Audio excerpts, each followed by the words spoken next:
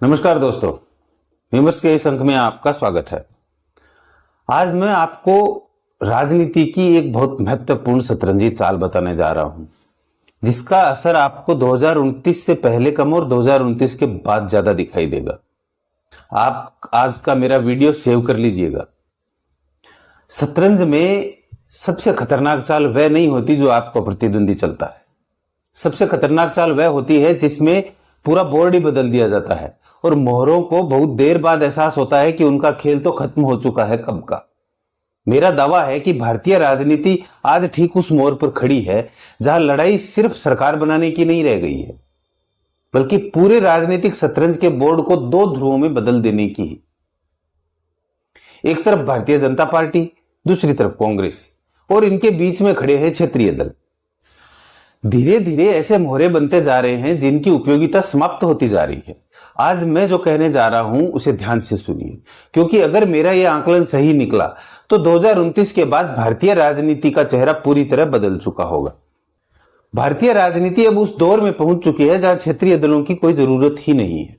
क्षेत्रीय दलों को अब इस राजनीति से साफ होना ही है, चाहे वे बड़े दलों में अपना विलय करें या अपने अहम में अपनी पार्टी और अपना झंडा लेकर अलग बैठे रहें। हो सकता है कि कुछ एक दो बड़े नेता अपने अपनी पार्टियों से विधानसभा तक पहुंच जाए, लेकिन उनमें ज्यादा उनकी कोई संभावना मुझे दिखाई नहीं देती। क्यों? क्योंकि देश में अब मुद्दे राष्ट्रीय हो चुके हैं। राष्ट्रीय मुद्दों पर बात होती है, राष्ट्रीय मुद्दों पर विमर्श होता है और राष्ट्रीय मुद्दों पर ही चुनाव लड़े जाते हैं। यहां तक कि लोकसभा और विधानसभा तो छोड़िए, वार्ड मेंबर के चुनाव में भी मोदी मायने रखने लगता है। ऐसे में क्षेत्रीय दलों के मुद्दे कभी राष्ट्रीय नहीं हो सकते, क्योंकि जिस दिन उनके मुद्दे राष्ट्रीय हो जाएंगे उस दिन उनका अस्तित्व समाप्त हो जाएगा।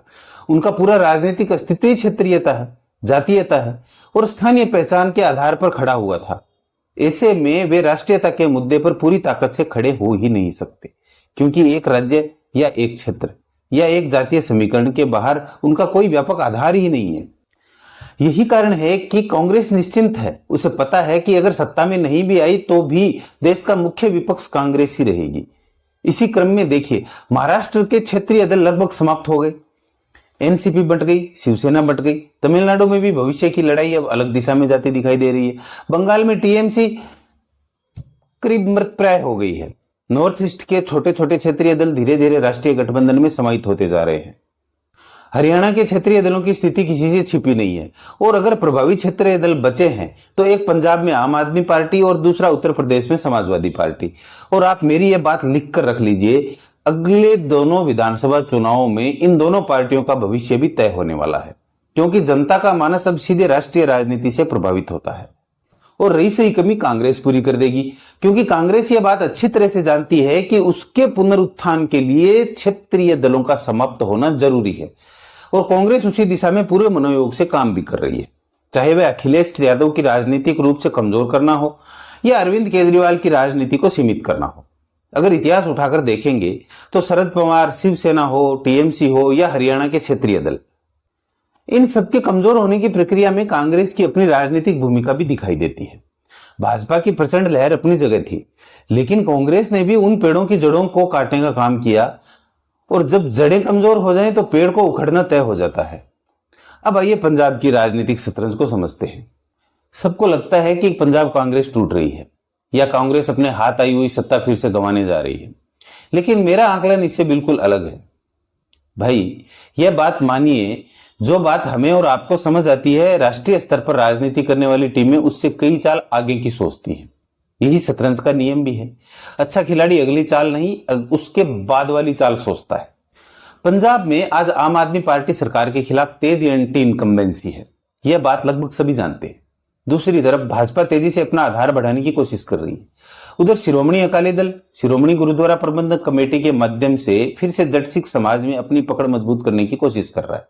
और भगवंत मान तथा अकाल तख्त के बीच जो विवाद, जो बहस और जो टकराव हुआ, उसने भी आम आदमी पार्टी की सरकार के खिलाफ माहौल बनाने में मदद की। इसका प्रभाव विशेष रूप से जट सिख वोटों पर पड़ा। अब जरा सोचिए, आम आदमी पार्टी का पंजाब में मूल जनाधार क्या था? मुख्यतः दलित मतदाता, गैर जट सिख और ब्राह्मण वोटर। अब सवाल यह है कि अगर इन वोटों को आम आदमी पार्टी से अलग करना हो तो सबसे प्रभावी राजनीतिक चाल क्या होगी? यहीं पर कांग्रेस के पास में एक तुरुप का इक्का मौजूद है, चरणजीत सिंह चन्नी। चन्नी दलित चेहरा है, मुख्यमंत्री रह चुके हैं और कांग्रेस के भीतर उनका अपना राजनीतिक जनाधार भी है। मेरा आकलन है कि चन्नी और कांग्रेस नेतृत्व के बीच जो विवाद दिखाई देता है उसे केवल सतह पर देखकर समझना पर्याप्त नहीं है। यह भी संभव है कि इस पूरे घटनाक्रम का राजनीतिक उद्देश्य हो, दलित मतदाताओं को चन्नी के नाम पर सक्रिय करना हो। अब सोचिए, अगर दलित मतदाता चन्नी के पीछे लामबंद हो जाएं, तो आखिर वोट किसे देगा? कांग्रेस को ही देगा ना। तो नुकसान किसका होगा? आम आदमी पार्टी का। यानी कांग्रेस आम आदमी पार्टी के जनाधार में सेंध लगाने की अपनी सक्रिय राजनीतिक भूमिका निभा रही है। दूसरी तरफ जो युवा वोट कभी आम आदमी पार्टी के साथ था, वह भी एंटी इनकम्बेंसी के कारण धीरे धीरे खिसक रहा है। नशे का मुद्दा लगातार गर्म है और इसी राजनीतिक खाली जगह में भाजपा अपने पैर जमाने की कोशिश कर रही है। सिख समाज, गैर जाट वर्ग, दलित समाज का एक हिस्सा, शहरी मतदाता, व्यापारी वर्ग और युवा मतदाता, इन सभी वर्गों में भाजपा अपनी जगह बनाने की कोशिश कर रही है। यानी पंजाब का चुनाव अब सीधी लड़ाई नहीं बल्कि शतरंज का बहुकोणीय खेल बन चुका है, जहां हर खिलाड़ी दूसरे खिलाड़ी के मोहरों को तोड़ने में लगा है। मेरे आकलन के अनुसार ऐसे बहुकोणीय मुकाबले में करीब 30% वोट पाने वाली पार्टी भी सबसे बड़ी पार्टी बन सकती है और सरकार बनाने की स्थिति में पहुंच सकती है। अब यहां एक बड़ी बात समझिए, कांग्रेस का शीर्ष नेतृत्व आज केवल अगले विधानसभा चुनाव को देखकर राजनीति नहीं कर रहा है। उनकी निगाहें उससे कहीं आगे हैं। उनका बड़ा लक्ष्य 2029 का लोकसभा चुनाव है। कांग्रेस ये समझती है कि अगर केंद्र की सत्ता मिल गई तो राज्यों में वापसी अपेक्षाकृत आसान हो जाएगी, लेकिन अगर केवल 2-4 राज्य जीत भी लिए तो उससे केंद्र की सत्ता नहीं मिलती। यही कारण है कि हर राज्य में कांग्रेस अपनी रणनीति 2029 के लोकसभा चुनाव को ध्यान में रखकर बनाती हुई दिखाई देती है। भले ही किसी राज्य में सरकार बन जाए या ना बने, लेकिन राजनीतिक समीकरण लोकसभा की दृष्टि से तैयार किए जाते हैं। अब आइए यही खेल उत्तर प्रदेश में कैसे खेला जाएगा उसे समझते हैं।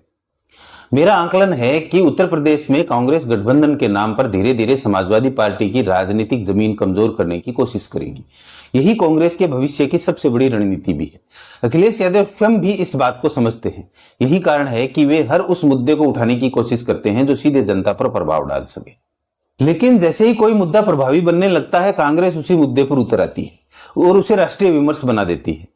यहीं से राजनीतिक शतरंज की असली चाल शुरू होती है, क्योंकि जिस क्षण कोई मुद्दा राष्ट्रीय हो जाता है, समाजवादी पार्टी जैसी क्षेत्रीय पार्टी उस मुद्दे पर अपना अलग राजनीतिक स्वामित्व खो देती है। उसे मजबूर होकर पीछे हटना पड़ता है। मेरे आकलन में राम मंदिर जैसे मुद्दे पर भी यही स्थिति देखने को मिली। जो मुद्दे क्षेत्रीय राजनीति को ताकत दे सकते थे, वे धीरे धीरे राष्ट्रीय विमर्श में बदल गए और जब मुद्दे राष्ट्रीय हो गए तो उनका सबसे बड़ा लाभ राष्ट्रीय दलों को मिला। यही कारण है कि मुझे लगता है अखिलेश यादव की सबसे बड़ी राजनीतिक चुनौती है। भारतीय जनता पार्टी के साथ साथ कांग्रेस भी बनने वाली है, क्योंकि कांग्रेस जानती है उसके पुनरुत्थान का रास्ता क्षेत्रीय दलों की राजनीतिक जमीन से होकर गुजरता है। बंगाल चुनाव के बाद मैंने कांग्रेस की राजनीतिक चाल में एक बड़ा परिवर्तन नोटिस किया। मुझे लगा अब केवल कांग्रेस का पहला लक्ष्य केवल विधानसभा चुनाव जीतना नहीं है, उसकी प्राथमिकता कुछ और है। अब उसका पहला लक्ष्य क्षेत्रीय दलों को समाप्त करना दिखाई देता है।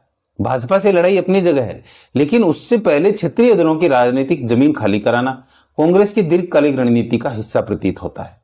इसलिए कांग्रेस चाहती है कि जो भी क्षेत्रीय दल धीरे धीरे कमजोर हो रहे हैं, वे अंततः कांग्रेस में विलय कर ले। इससे होगा क्या? उन दलों का नेतृत्व, उनका स्थानीय जनाधार और उनके प्रभावशाली चेहरे सब कांग्रेस के खाते में आ जाएंगे। यानी हर राज्य में कांग्रेस को एक बड़ा स्थानीय चेहरा भी मिलेगा और संगठन भी मजबूत होगा।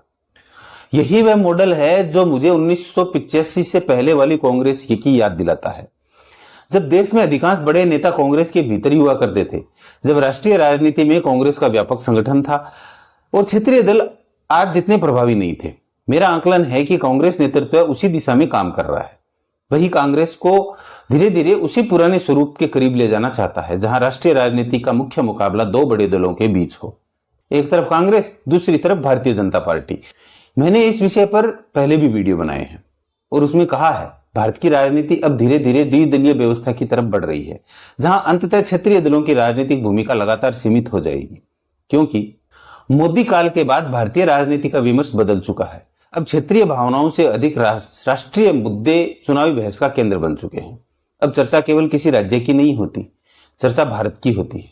दुनिया में कहीं भी युद्ध हो, वैश्विक संकट हो, विदेश नीति का प्रश्न हो, जनता यह देखती है कि भारत सरकार क्या कर रही है और वही बातें राज्य के चुनाव में भी प्रभाव डालती है। यही कारण है कि आज विधानसभा चुनाव में भी लोग यह सोचकर मतदान करते हैं कि केंद्र मजबूत होना चाहिए। यहां तक कि कई मतदाता इस तर्क से भी मतदान करते हैं कि विधानसभा में उसी दल को मजबूत किया जाए जिसे राज्यसभा में भी वह दल मजबूत हो, क्योंकि राज्यसभा के सदस्य विधायकों द्वारा चुने जाते हैं। अब सोचिए, जब मतदाता की राजनीतिक समझ इस स्तर तक पहुंच चुकी हो तो क्षेत्रीय दलों के लिए अपने पुराने राजनीतिक मॉडल पर टिके रहना कितना कठिन होता जाएगा।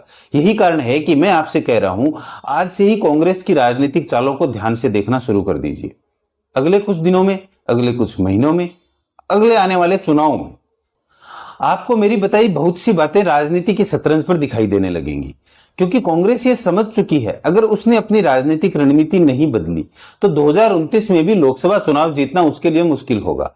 इसलिए उसकी तैयारी केवल चुनाव लड़ने की नहीं है, बल्कि पूरे विपक्ष की नई संरचना तैयार करने की है।